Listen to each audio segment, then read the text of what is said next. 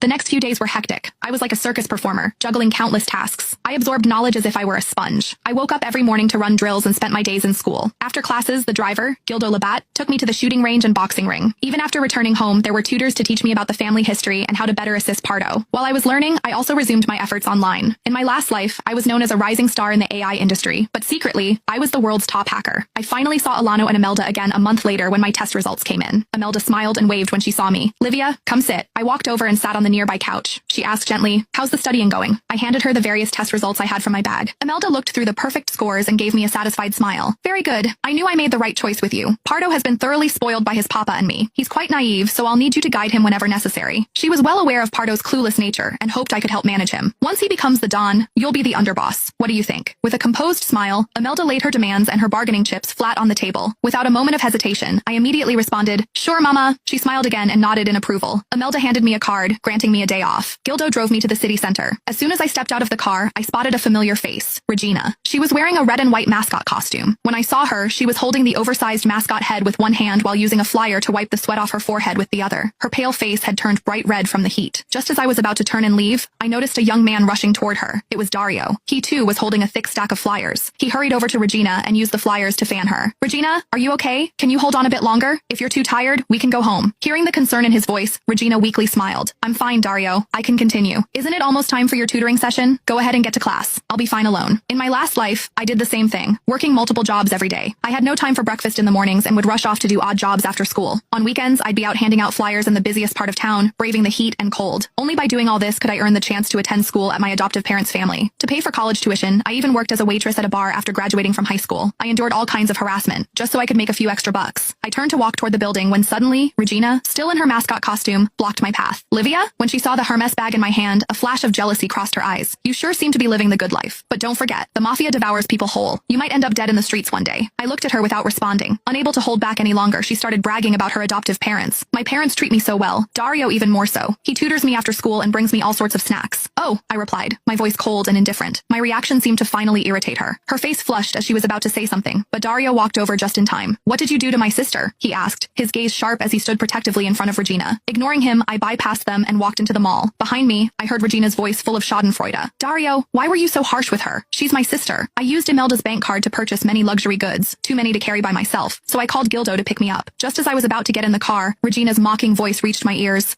What's the point of buying all this stuff? You're going to die anyway." I raised an eyebrow and smiled. Gildo helped me carry the mountain of shopping bags into the living room. As soon as I stepped inside, I heard a sharp voice cutting through the air. "You really went all out, huh? Do you really think you're the Principessa of the Vicino family now?"